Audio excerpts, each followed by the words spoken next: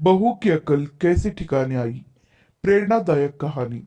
सुनो, कल mummy papa आ रहे हैं। 10 दिन रुकेंगे, एडजस्ट कर लेना। मयंक ने स्वाति को बेड पर लेटते हुए कहा।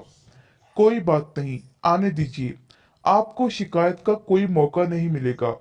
स्वाति ने भी प्रति उत्तर में कहा और स्वाति ने लाइट बंद कर दी और दोनों सो गए। सुबह जब मयंक की आंख खुली तो स्वाति बिस्तर छोड़ चुकी थी। चाय ले लो। स्वाति ने मयंक की तरफ चाय की प्याली को बढ़ाते हुए कहा। और तुम आज इतनी जल्दी नहा ली? हाँ, तुमने रात को बताया था कि आज मम्मी पापा आने वाले हैं, तो सोचा घर को कुछ व्यवस्थित कर लूं। स्वाति ने चाय की चुस्की लेते हुए कहा। वैसे किस वक्त तक आ जाएंगे वे लोग? दोपहर वाली गाड़ी से पहुंचेंगे। 4 तो बज ही जाएंगे। मयंक ने चाय का कप खत्म करते हुए जवाब दिया। स्वाति, देखना कभी पिछली बार की तरह। नहीं नहीं, पिछली बार जैसा कुछ भी नहीं होगा। स्वाति ने भी कप खत्म करते हुए मयंक को कहा और उठकर रसोई की तरफ बढ़ गई। मयंक भी ऑफिस जाने के लिए तैयार होने के लिए बाथरूम की तरफ बढ़ गया। नाश्ता करने के बाद मयंक ने स्वाति से पूछा, तुम तैयार नहीं हुई? क्या बात है? आज स्कूल की छुट्टी है? नहीं, आज तुम निकलो, मैं ऑटो से पहुंच जाऊंगी। थोड़ा लेट निकलूंगी। स्वाति ने लंच बॉक्स थमाते हुए मयंक को कहा। बाय बाय कहकर मयंक बाइक से ऑफिस के लिए निकल गया और स्वाति घर के कामों में लग गई। मुझे तो बहुत डर लग रहा है। मैं तुम्हारे कहने से वहां चल तो रहा हूं, लेकिन पिछली बार बहू से जिस तरह खटपट हुई थी, मेरा तो मन ही भर गया था। ना जाने ये 10 दिन कैसे जाने वाले हैं। मयंक के पिताजी मयंक की मम्मी से कह रहे थे। अजी, भूल भी जाइए, बच्चे हैं। कुछ हमारी भी तो गलती थी। हम भी तो उससे कुछ ज्यादा ही उम्मीद लगाए बैठे थे। उन बातों को साल भर बीत गया है। क्या पता कुछ बदलाव आ गया हो। इंसान हर पल कुछ नया सीखता है। क्या पता कौन से ठोकर किसको क्या सिखा दे। मयंक की माँ ने पिताजी को हौसला देते हुए कहा। मयंक की माँ यह कहकर चुप हो गई और याद करने लगी। दो भाइयों में मयंक बड़ा था और विवेक छोटा। मयंक गांव से 10वीं करके शहर आ गया आगे पढ़ने के लिए, और विवेक पढ़ाई में कमजोर था, इसलिए गांव में ही पिताजी का खेती बाड़ी में हाथ बटाने लगा। मयंक बीटेक करके शहर में ही 20,000 रुपए की नौकरी करने लगा। स्वाति से कोचिंग सेंटर में ही मयंक की जान पहचान हुई थी। यह बात मयंक ने स्वाति से शादी के कुछ दिन पहले बताई। पिताजी कितने दिन तक नहीं माने थे इस रिश्ते के लिए। वो तो मैंने ही समझा बुझा कर रिश्ते के लिए मनाया था, वरना ये तो पड़ोस के गांव के अपने दोस्त की बेटी माला से ही रिश्ता करने की जिद लगाए बैठे थे। गांव आकर स्वाति के घर वालों ने शादी की थी। 2 साल होने को आए थे उस दिन को भी। शादी करके दोनों शहर में ही रहने लगे। स्वाति भी प्राइवेट स्कूल में टीचर की जॉब करने लगी। पिछली बार जब गांव से आए थे तो मन में बड़ी उमंगे थी, पर 7-8 दिन में ही बहू के तेवर और बेटे की बेबसी के चलते वापस गांव की तरफ हो लिए। कई बार मयंक को फोन करके बोला भी कि बेटा गांव आ जा, पर वो हर बार कह देता, माँ छुट्टी ही नहीं मिलती, कैसे आऊं। लेकिन मैं तेरी एक माँ, आखिर माँ का मन तो करता है ना अपने बच्चे से मिलने का। बहू चाहे कैसा भी बर्ताव करे, काट लेगी किसी तरह से ये 10 दिन, पर बच्चे को जी भर के देख तो लेंगे। अरे भगवान, उठ जाओ, स्टेशन आ गया, उतरना नहीं है क्या? मयंक के पिताजी की आवाज मयंक की माँ को यादों की दुनिया से वापस खींच लाई। सामान उठाकर दोनों स्टेशन से बाहर आ गए और ऑटो में बैठकर दोनों मयंक के घर के लिए रवाना हो गए। घर पहुंचे तो बहू घर पर ही थी। जाते ही बहू ने दोनों के पैर छुए। हम दोनों को डाइनिंग रूम में बिठाकर हम दोनों के लिए ठंडा ठंडा शरबत लाई। हम लोगों ने जैसे ही शरबत खत्म किया, बहू ने कहा, पिताजी, आप सफर से थक गए होंगे, नहा लीजिए, सफर की थकान उतर जाएगी, फिर मैं आपके लिए खाना लगा देती हूँ। पिताजी नहाने चले गए।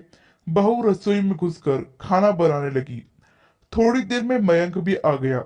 फिर बैठकर सबने थोड़ी बातें की और फिर सबने खाना खाया। मयंक और बहू सोने चले गए और हम भी सो गए। सुबह 5 बजे पिताजी उठे तो बहू उठ चुकी थी। पिताजी को उठते ही गर्म पानी पीने की आदत थी।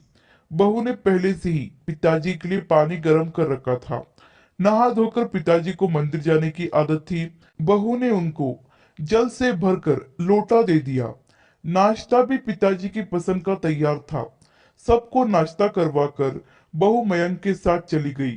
पिताजी ने भी चैन की सांस ली। चलो अब 4-5 घंटे तो सुकून से निकलेंगे। दिन के खाने की तैयारी बहू करके गई थी, सो मैंने 4-5 रोटियां हम दोनों के लिए बनाई और खा ली। स्कूल से आते ही बहू फिर से रसोई में घुस गई और हम दोनों के लिए चाय बना लाई। शाम को हम दोनों को लेकर बहू पास के पार्क में गई। वहां उसने हमारा परिचय वहां बैठे बुजुर्गों से करवाया। वो अपनी सहेलियों से बात करने लगी और हम अपने नए परिचितों से परिचय में व्यस्त हो गए। शाम के 7 बज चुके थे। हम घर वापस आ गए। मयंक भी थोड़ी देर में घर आ गया। बैठकर खूब सारी बातें हुई। बहू भी हमारी बातों में खूब दिलचस्पी ले रही थी। थोड़ी देर बाद सब सोने चले गए।